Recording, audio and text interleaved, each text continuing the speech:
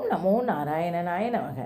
உபேந்திரோ வாமனः பிராம்சு ரமோகஸ் ருச்சிரூர்ச்சிதக அதீந்திரः சங்கரः சர்கோ திருதாத்மா நியமோ யமக. நான் பாலகோபாலா பக்தி லதா பேசுகிறேன். அனைவரும் சப்ஸ்கிரைப் பண்ணுமாறு வேண்டிக்கொள்கிறேன். யாருக்காக? நம் கிருஷ்ணனுடைய அருளை பெறுவதற்காக. நான் இது அனைத்தும் செய்வது குட்டி குட்டி விஷயங்கள் ஒரு துளி பாதத்தில் கிருஷ்ணனுடைய பாதத்தில் சேர வேண்டும் என்பதற்காக நான் இந்த சேவையை செய்கிறேன். வாருங்கள், இன்றைக்கு பார்க்க போகும் திருநாமம் 154வது திருநாமம் வாமனக. இதனுடைய மீனிங் என்னன்னு பார்த்தீங்கன்னா, திருமேனி ஒளியால் நன்மை அளிப்பவர். இது சொல்லும் முறை என்னன்னு பார்த்தாங்கன்னா, வாமனாய நமக. நமக்கு வாமனனுடைய கதை தெரியும் என்னன்றது. இது வேறு விதமாக இருக்குமா, அது சூப்பராக இருக்கும், கேளுங்க. இந்திரன் வந்து இது அதிலேருந்து கனெக்டிவிட்டி போன கதையோடு இது கனெக்டிவிட்டி. இந்திரன் தலைமையில் தேவர்களும் மகாபலி தலைமையிலும் அசுரர்களும் ஒருவரை ஒருவர் எதிர்த்து போர் புரிந்தார்கள். அந்த போரில் இந்திரன் வஜ்ரயத்தால் தாக்கப்பட்ட மகாபலி இறந்தார். இறந்து போன மகாபலி சடலத்தை அவர்கள் தங்கள் குருவான சுக்கராச்சாரியிடம் கொண்டு வந்து, சுக்கராச்சாரியார் தமது மந்திரத்தால் இறந்து போன மகாபலியை மீண்டும் உயிரிழந்து செய்தார். மகாபலிக்காக பெரும் வேள்வியை செய்தாராம் சுக்கராச்சாரியார். அந்த வேள்வியை தீயிலிருந்து ஆயுதங்களும் தேவர்களும் படைகளும் உருவெடுத்து வந்தன.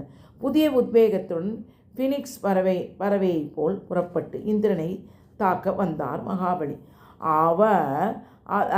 அது வரும் வேகத்தை கண்டு அஞ்சித தேவர்கள் தேவலோகத்தை விட்டு ஓடியே போயிட்டாங்களாமா.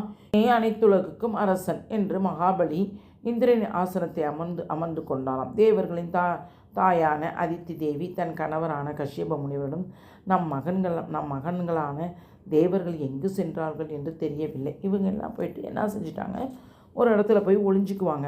ஏன்னா இவன் இப்படி நாட்டெல்லாம் பிடுங்கிக்கிட்டு இவர் எல்லாத்துக்கும் துன்பத்தை கொடுக்க 12 ஆண்டுகளுக்கு பால் மட்டுமே அறிந்து பயோவிரதம் என்ற விரதத்தை அனுஷ்டித்ததால் அதனால் திருமால் மனம் உனக்கு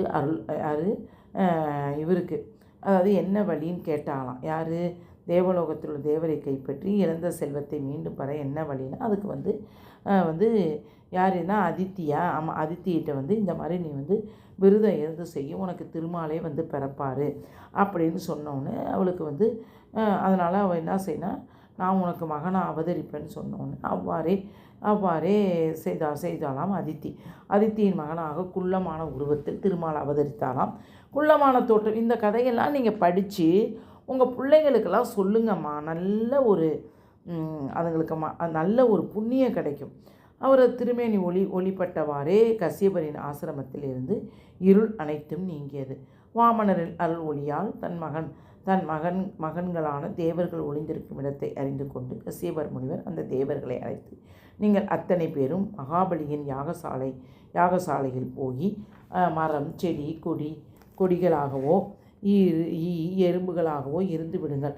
வாமனமூர்த்தி அங்கே வருவார். அவரது திருமேனி ஒளிப்பட்டவுடன் நீங்கள் அனைவரும் நன்மைகளும் பெறுவார். அப்படி பாருங்கள், எப்படி அந்த காலத்தில் நீங்கள் தேவர்கள்லாம் இவ்வளோ கஷ்டப்படாதீங்க, அங்கே போய் மகாபலி இடத்துல போய் இதெல்லாம் செய்யுங்க, நான் ஒரு நாள் வருவேன் அப்படின்னு சொன்னோன்னே அவ்வாறு எல்லாரும் செஞ்சோன்னே மகாபலியுடைய யாகசாலைக்கு சென்றாராம் வாமனர். யாசகம் கேட்டு இது நமக்கு தெரியும், ஆனால் இது வேறு கொஞ்சம் கருத்து மாறும்.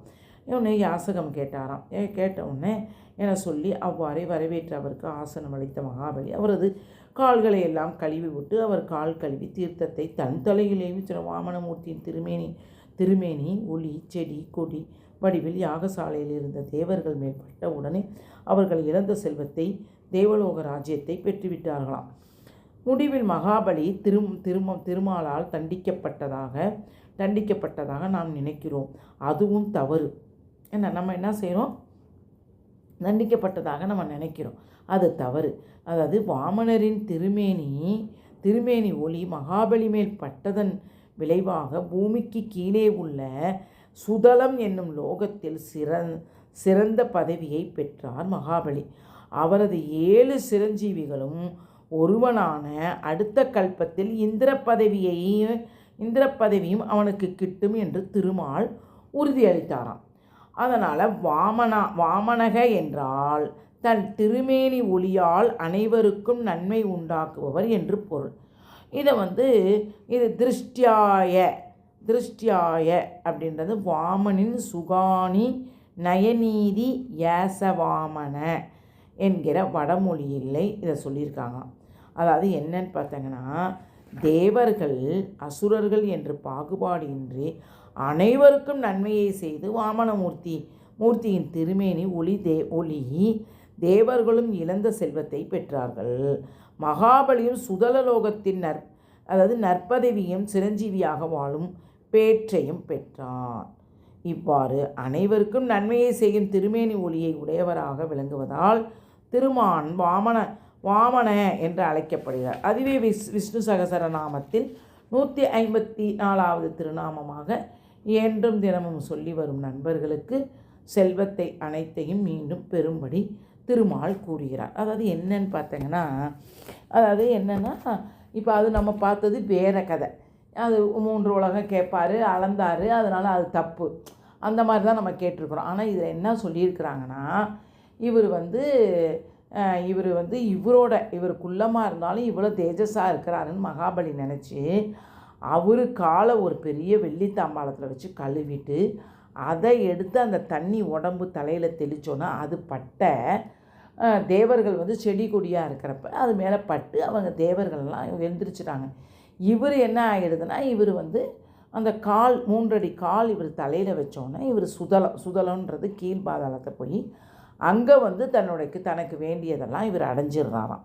அங்கே ஒரு ராஜ்யத்தை உருவாக்கி இவருக்கு அதனால தான் என்ன சொல்கிறாரு பகவான்னா, இப்போ நம்ம ஒருத்தவங்களால் கஷ்டப்பட்டோம்னா கஷ்டப்பட்டவங்களுக்கும் நன்மை செய்வார், கஷ்டப்படுத்தினவங்களுக்கும் நன்மை செய்வாருன்றது இந்த கதை மூலம் நமக்கு தெரிஞ்சுக்கிறோம். அதை தான் பகவான் சிலவங்க சொல்லுவாங்க, தெய்வ குத்தமாயிடுச்சு, கடவுள் நம்மளை தண்டிச்சிட்டாருன்னு. கடவுள் யாரையுமே தண்டிக்க மாட்டாருமா, நம்ம கர்ம விதிப்படி தான் நமக்கு நடக்கும். கடவுள் இப்போ நம்மளே கீழே விழுந்துட்டோம்னா, இப்போ நான் கூட ஒரு 2 months பிஃபோர் நான் விழுந்துட்டேன். ஆனாலும் விழுந்துட்டோமே, ஏன் கடவுள் நம்ம நல்லா தானே போயிட்டு இருந்தோம், ஏன் இப்படி கோயிலுக்கு தானே போகிறோம், ஏன் விழுவுறோன்னு நம்ம நினைப்போம். ஆனால் விழுந்ததை உடனே எந்திரிக்க வச்சு நமக்கு நல்ல ஒரு திருப்பியும் நமக்கு சக்தியையும் மனோபலத்தையும் கொடுக்குறாருல இறைவன். அதுதான் நம்ம செய்த கடவுள் மேலே வச்சிருக்கிற நம்பிக்கை. விழுந்தது நம்மளுடைய கர்மா. பிடித்திருந்தால் லைக் பண்ணவும், ஷேர் பண்ணவும், கமெண்ட் பண்ணவும். வாழ்க வளமுடன். ஹரே கிருஷ்ணா.